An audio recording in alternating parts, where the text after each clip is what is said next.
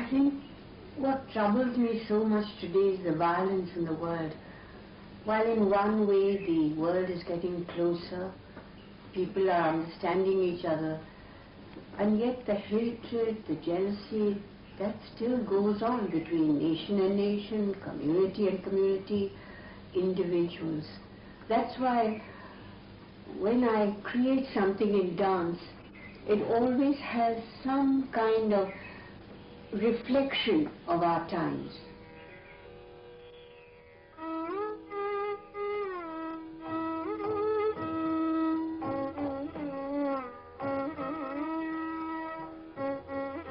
I started dancing very early in life because I always knew I was a dancer. And I used to go to any gurus who were available. Actually, dance was not very much known then, except for Rukmini Devi at Kalakshetra. I went there for a little while to study with a very fine guru called Muthukumaran Pillai and learned from him. And then my mother felt that I was getting too interested only in dance, so she sent me, which was the best thing that could have happened, to Shantiniketan, where I could continue with my dancing but also get a wider education in music and painting under Nandalal Bose. Rabindranath Tagore was the most wonderful person I have ever met. He was quite old when I went there, but full of life and beauty. And I think he influenced me more than anyone else in the world, and he's the only person I call my real guru.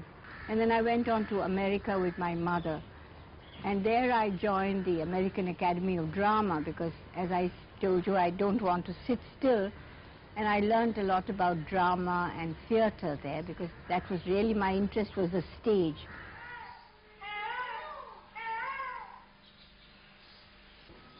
That's the peacock.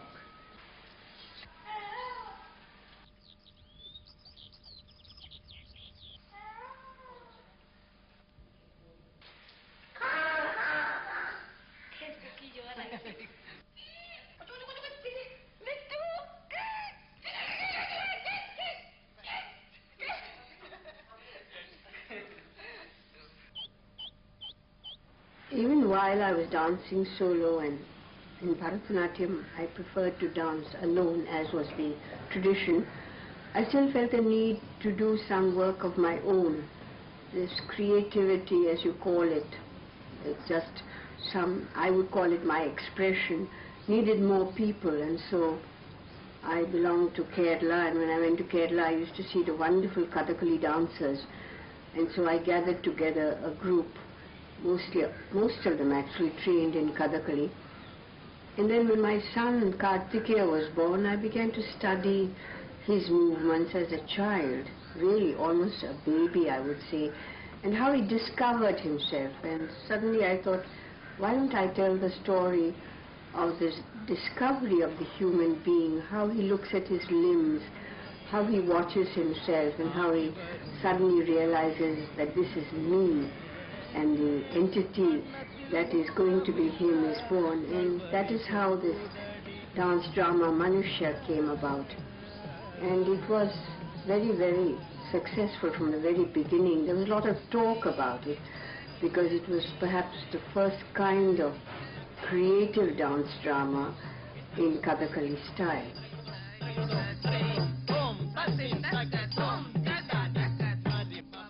Darpana began almost unconsciously because I was in Gujarat, and Vikram felt that if I wanted people to dance with me, I have to train them from scratch. And it grew and grew by itself, like a tree, I always say, like a big banyan tree. And now it's heavy with fruit. And I'm so glad that Mallika has now taken up the administration and looking after. It changes its patterns because with every new generation, it has to change. And I've always said that Darpana is creativity, change, and also tradition.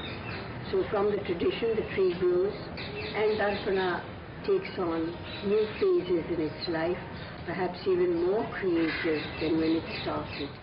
Man and spirit disappeared. Pay attention. to the secret of the drop of rain. आगे बढ़ो. Each of you is different inside. Somebody's fallen in love. Somebody's been unhappy for the first time.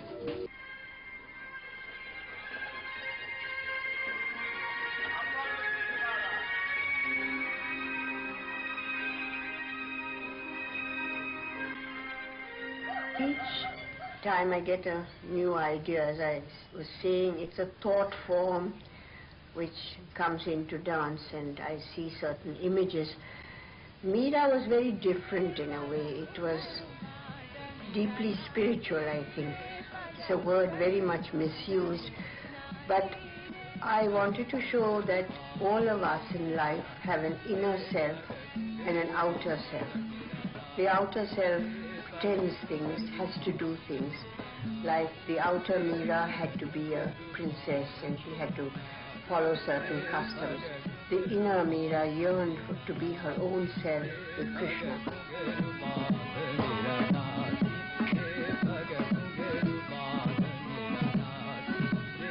So I thought of doing it in two ways of having Mallika dance with me. That's the first time Mallika danced with me, and she was the exuberant outward Meera, and I was the inner Meera, deeply sensitive, getting hurt by things that are happening around me.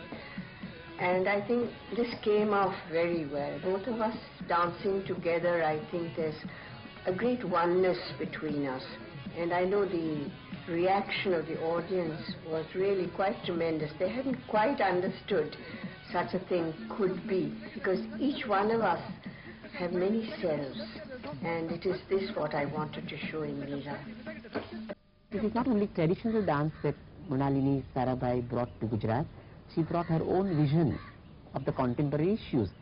If you look back to the corpus of her work, there are choreographic works like Manushya, or memory, or suicide, or environmental issues, and ultimately even Mahabharata and Shakuntala or Meera, which interpretations are very, very contemporary. From others who perform traditional dance with contemporary issues to Mallika Sarabhai, who inherited this, we see continuity, and now we see that Mallika's children, Anahita and Revanta, also perform. So it's a very unique family where you find that from the grandmother to the mother to the grandchildren, the dance is continued, but it is continued not in terms of preserving a heritage, but using the traditional heritage to address contemporary issues.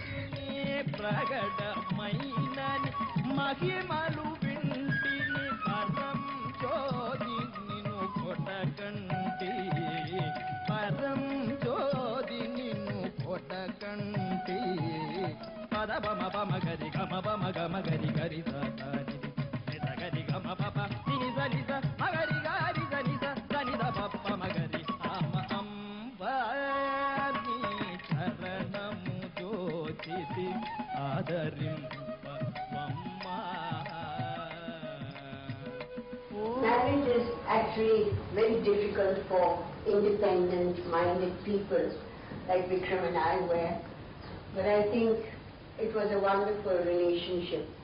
Of course, I had to make a completely new life in Gujarat. When the terrible tragedy happened, it shook me as though the entire earth had turned upside down, and I just felt I couldn't come out of it.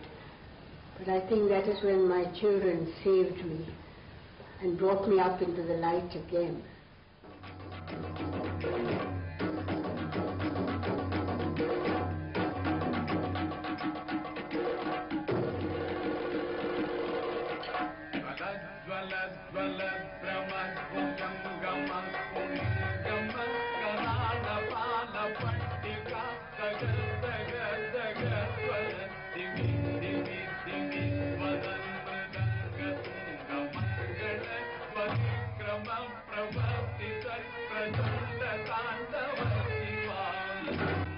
I think a lot of my environmental problems I solved with Kartikeya's Center for Environment, and I get a lot of feedback from there, inspiration also. For instance, my work on Ganga, I had to inquire a little more about the details of what was really happening. It disturbed me, but then when you do something in dance, you have to also know, scientifically speaking, what is actually happening. And I think every time I have to do something like that, I ask him for advice on what I think we should do.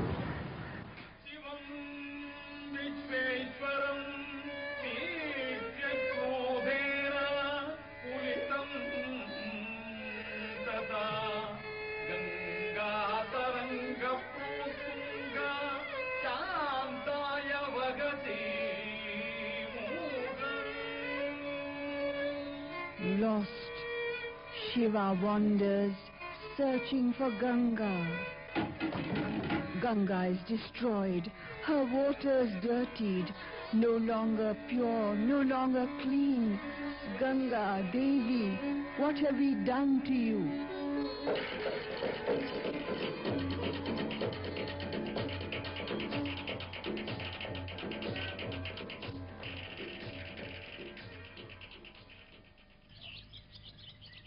Amma grew up at an interesting time in India's independence history, and her family was deeply committed to fighting for our independence. Her mother was involved with Mahatma Gandhi, her sister joined Subhash Chandra Bose, and then she married into the Sarabhais, another family that was deeply involved in both the independence movement and in social values and the fight for the social underlings. My grandfather and my great aunt had started the first school for young girls in Ahmedabad. They were all committed to women's upliftment. Papa himself always felt that science needed to be for the betterment of humanity. And she, I'm sure, was deeply influenced by all of this, and this started coming out through her dance. And as early as 1960-61, she started, for the first time in the history of Indian dance, using classical dance to talk of social issues. Issues of women's empowerment, issues of dowry deaths, and the word wasn't coined then, issues of environmental degradation, issues of corruption, issues of degradation of the mind. And this combined with her deep spirituality. And it was funny because Papa always said he wasn't religious, but they were both spiritual. And I think to Amma, something like saying the Gayatri gives her comfort. But she's not somebody who is someone who follows rituals blindly. For her, her spirituality is like something she wears all the time and never takes off.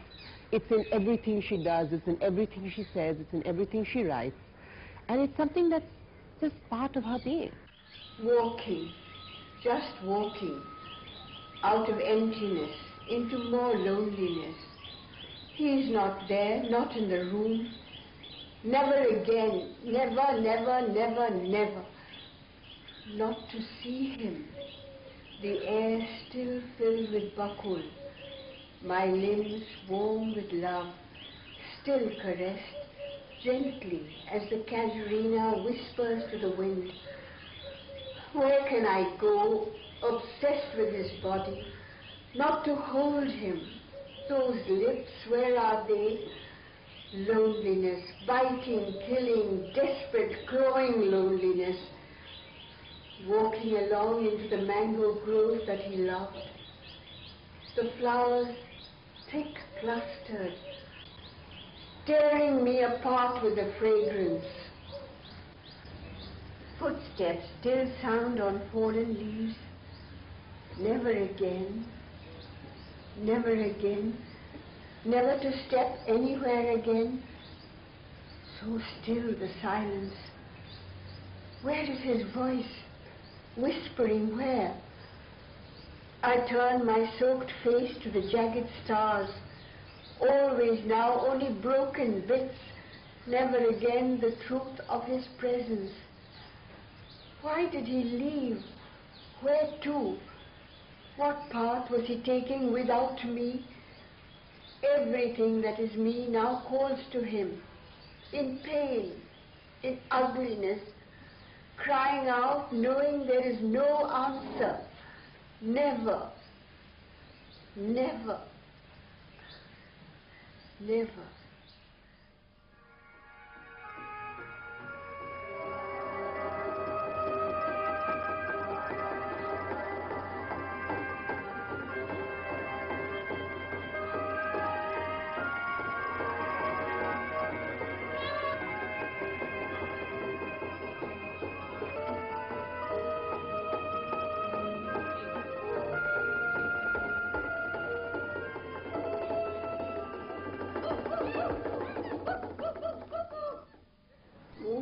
from the temple where most classical dances are performed onto the stage is really a movement of the spirit and the mind. I mean, I always feel when I'm dancing that the stage is my temple and it is sacred ground. And I think that that is important. And actually when you dance, it's such an inward, outward movement of one's own feelings, of one's own creativity, of one's own technique, that automatically this becomes a space which is blessed. And I never feel it any different. To me, every space where I dance or where our students dance, I try to tell them that that is sacred space. And after all, in life, we make our own spaces. And it's wonder, a sense of joy as well. It can happen. There can be rebirth. Go on. Go on.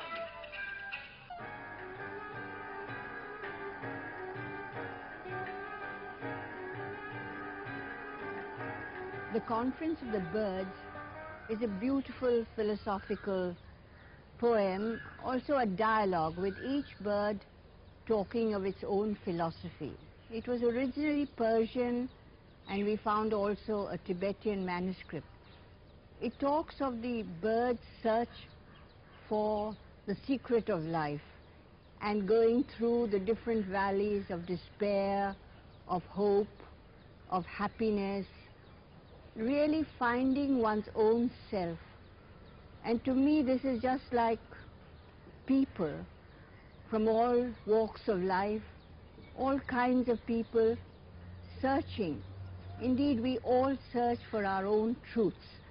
And this is what the birds do. And in the end, it's very beautiful. They find their happiness, and it's in a mirror. So finally, they have to face their own selves. And that is what I mean by Darpana.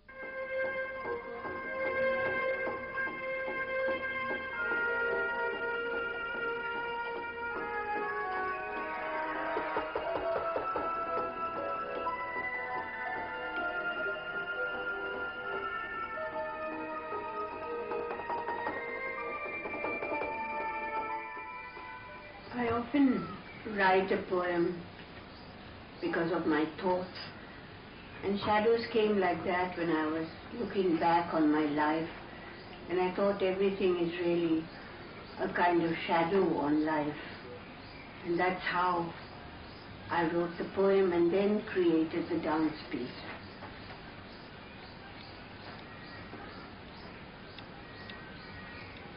Surrounded by shadows across the canvas of existence, mine petrifying the vision of each experience, immense forests sway, darkening my spirit's pilgrimage. Shadows across my life, all shattering, scattering the desired ripeness of my heart. Cowering, I wonder, courage deserts me. Shadows stretch through time.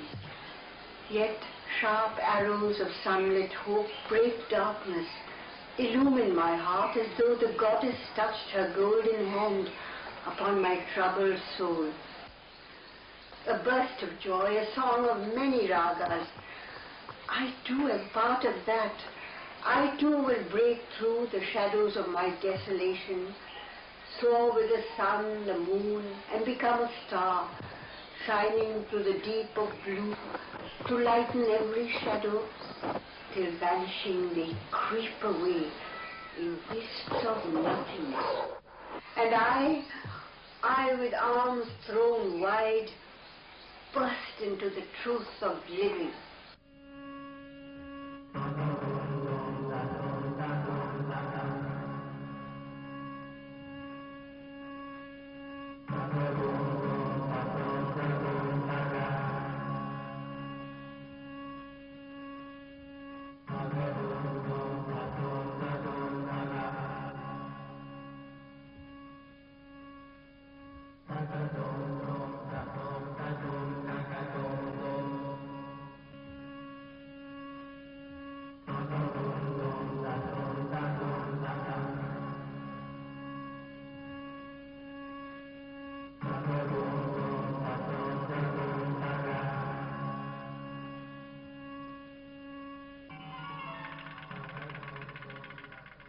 my life's theme has been Krishna, Krishna all the time. So I wrote a theme on the child Krishna.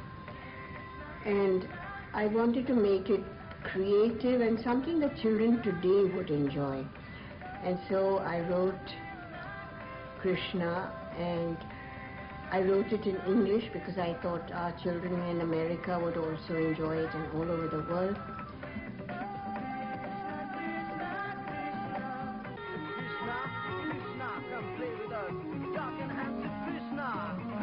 Come and play with us, dark and handsome Krishna. Play with us, dark and handsome Krishna. Krishna, come and save the world in peace, love and harmony. Krishna, come and save the world in peace, love and harmony.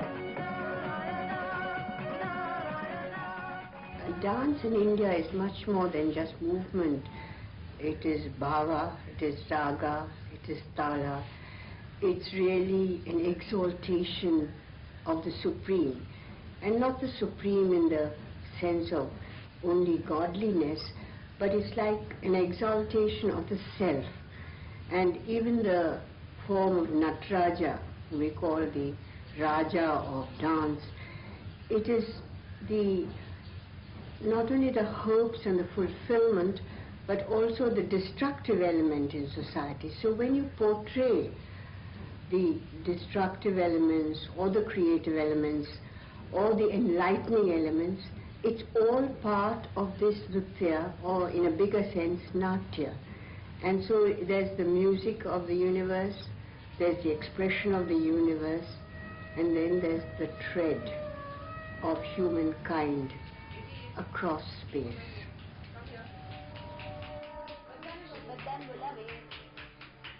Yesterday to today, what a change. Yesterday to today.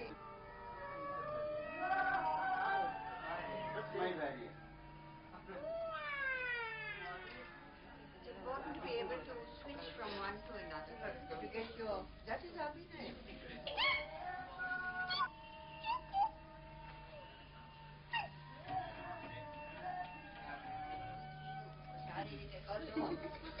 Do well. अच्छा करना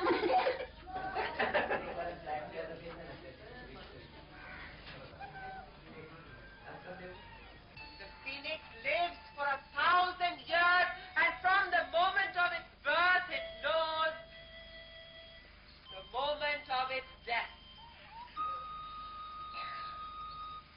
When its hour of death approaches, it gathers together leaves, and then it lets out a heart-rending screech.